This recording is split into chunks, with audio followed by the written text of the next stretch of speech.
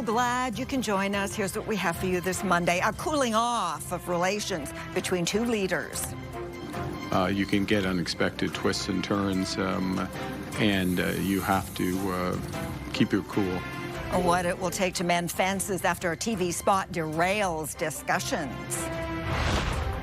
Thinking of my own family. I don't want to forget your names. I want to remember them. The green light for a medication milestone. You can see, cheer and joy in people's faces. Plus, faraway fans show the Blue Jays some hometown love.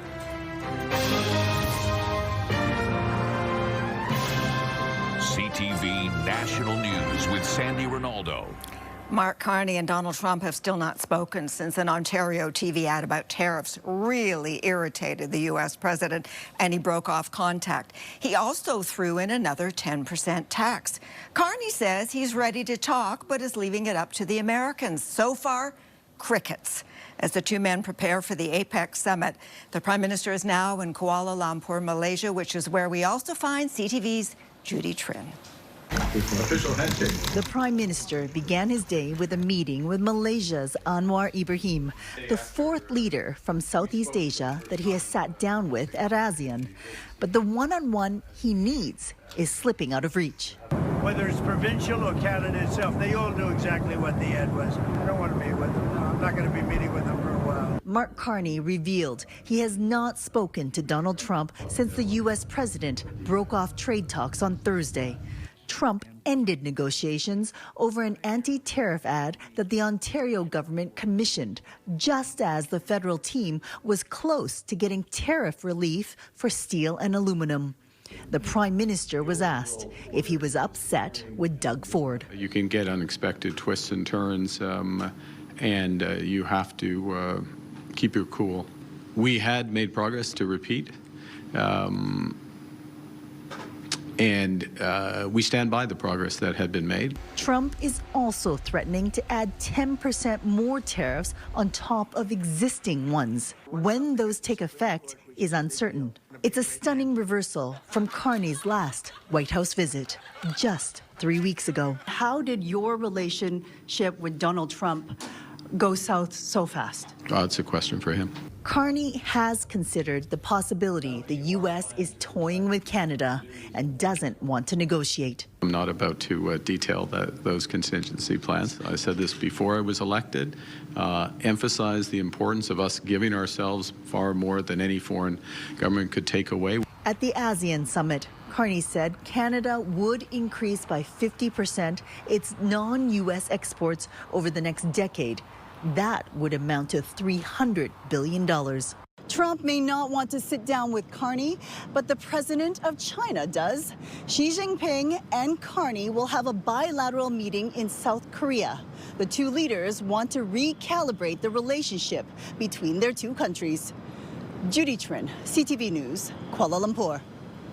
Now, the man who authorized the controversial anti-tariff ad, Ontario Premier Doug Ford, is standing firm, saying goal achieved. Ford also said the Prime Minister saw the ad ahead of time. CTV's Siobhan Morris on Doug Ford's intransigence despite Donald Trump's indignation.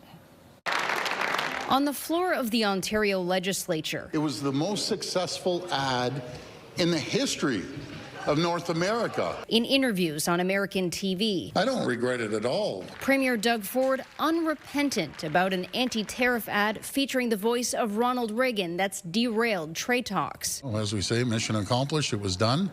They're talking about it in the U.S., and they weren't talking about it before I put the ad on. Ford says the goal was always conversation.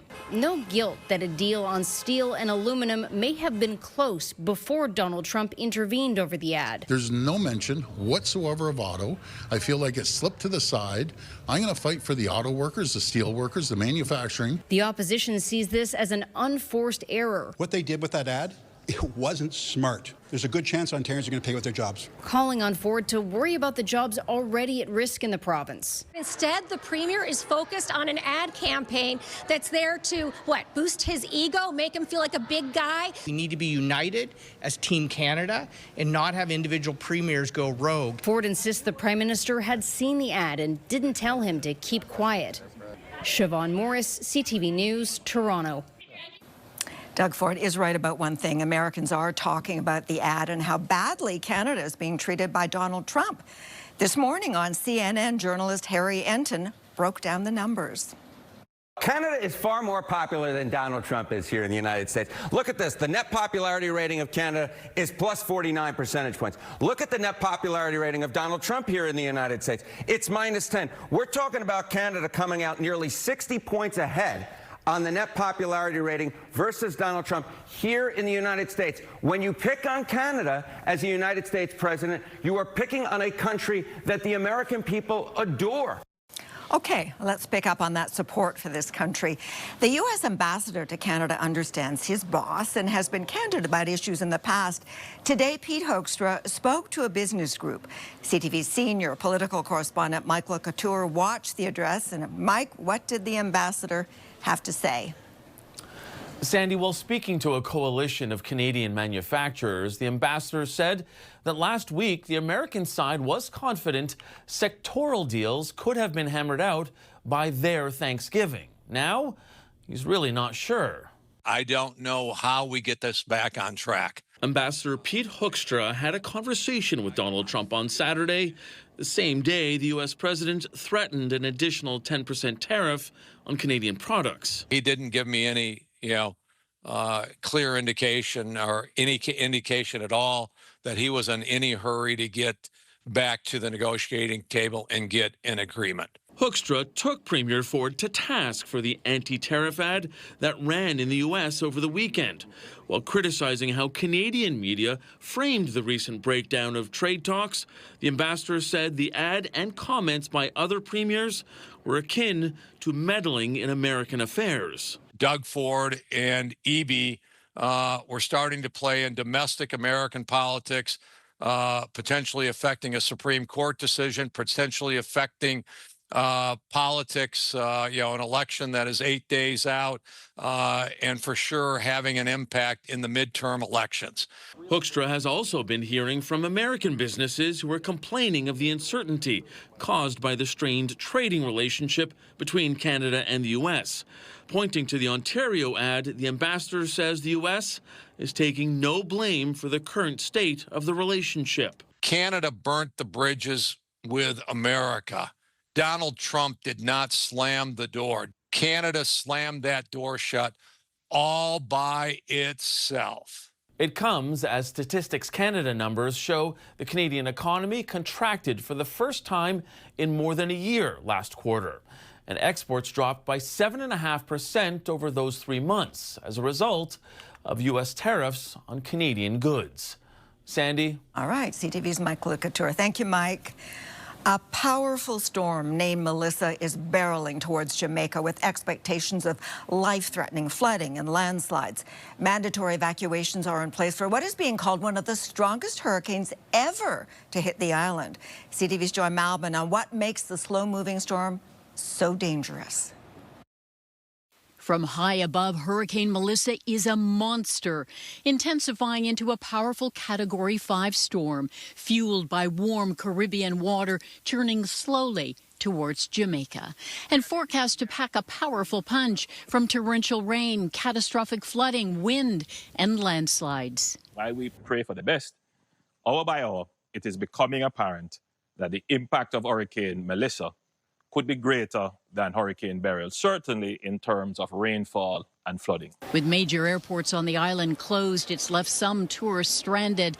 The time to evacuate, say officials, is over. It's a very dangerous hurricane that is approaching us, and we want to make sure that every Jamaican is safe. As residents brace for one of the worst hurricanes ever to hit the island, those who chose to stay rushed to stock up on food and supplies. I was hoping to get some bread, but the shelves are empty. More than 800 shelters have opened, and residents are being warned to get to a safe place now. Life-threatening flash flooding, roads impassable, communities cut off. If you're watching from Jamaica, conditions are going to go downhill rapidly through the day. As Jamaica prepares for one of the most powerful storms in its history, the U.S. military evacuated 1,000 people from Guantanamo Bay in Cuba, also in the hurricane's path. Sandy? Okay, Dora, thank you. Canada is on path to lose its measles elimination status as an outbreak that began in New Brunswick and spread across the country hits the 1-year mark. Now, Canada eliminated measles in 1998 and maintained that status for more than 25 years. But in the past year, the virus has spread to more than 5,000 people, including 2 infants in Ontario and Alberta who died. Experts are attributing the return of measles to declining vaccination rates, along with disruption of routine immunizations during the pandemic. A decision on Canada's status will be made by the Pan American Health Organization next month. Well, big news on an expensive new drug for Alzheimer's. Health Canada has given the go-ahead to a medication that promises to target the cause of the disease and slow its advancement. CTV senior correspondent Heather Wright on how significant this first-time approval will be to those with the disease. Hi, Heather. Well, Sandy, this drug is not without risk, and as you mentioned, it is very expensive, but it also offers hope to patients and families that there could be a way to slow down the progression of this disease. After 2.5 years, Health Canada has approved lecanemab, an intravenous drug that studies have shown can slow the progression of Alzheimer's in patients in the early stages of the disease. John Dalrymple Fraser was diagnosed with Alzheimer's about 5 years ago, the same disease that both his mom and his dad also had. Thinking of my own family, I don't want to forget their names. I want to remember them.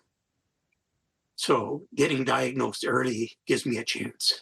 Lecanemab's approval marks the first time a drug that targets the root causes of Alzheimer's will be available in Canada. The current therapies only treat symptoms and were approved more than 2 decades ago. While lecanemab will not cure Alzheimer's, doctors say it helps buy time by slowing cognitive decline and extending independence, and offers hope to families. Is when independence becomes interrupted and patients require family members, people around them to start stepping in, that the impact of this disease really becomes felt on communities, on families, on the Canadian healthcare system. Lecanemab is not without risk. It can have serious side effects, including swelling and bleeding of the brain and death. Once available here, not every Canadian will be eligible. Only those in the early stages of the disease will qualify. Patients will also be genetically screened, as side effects are more likely in people with certain genes. Another major issue with this drug is cost. A Canadian price tag has not been set, but in the United States, it costs roughly $26,000 US. It's also not clear if provincial health plans will cover it. Sandy. Okay, Heather, thank you for this. A growing crisis across the country with visits to food banks way up. Now, it's a sign of the times, the challenges of so many Canadians unable to make ends meet. CTV's Alex Carpa with the people and the numbers that paint a picture of just how bad it is. Alex. Sandy, I'm at a GAPE table. It's a local organization here in Winnipeg that helps feed the city's most vulnerable. The general manager, Dave Feniak, told me they served around 173,000 meals in 2024. He expects that number to rise to about 185,000 meals for this year, which would be around 100,000 more meals than what they were serving pre-pandemic. He says food bank usage, not just here in Manitoba, but across the country, is rising at an alarming rate. Food's going up, rent's going up, utilities are going up. Minimum wage hasn't gone up, and with the working poor and the seniors, especially the seniors, the old age security didn't go up enough to counteract the increase. Food Banks Canada released its 2025 Hunger Count report, and it shows that monthly visits to Canada's food banks doubled since 2019, with nearly 2.2 million visits in March 2025 alone. Around 20% of food bank users are employed, and a third of users are children. Food Banks Canada has introduced some recommendations to cut food insecurity by half in 2030, including introducing an essentials and groceries benefit, which would help Canadians who have low incomes. Sandy. CTV's Alex Carpa in Winnipeg. Coming up after the break, dark times in Quebec's Aluminum Valley. We never know what's going to happen if they put higher tariffs in the next month. Will next week's budget throw a lifeline to an industry under siege?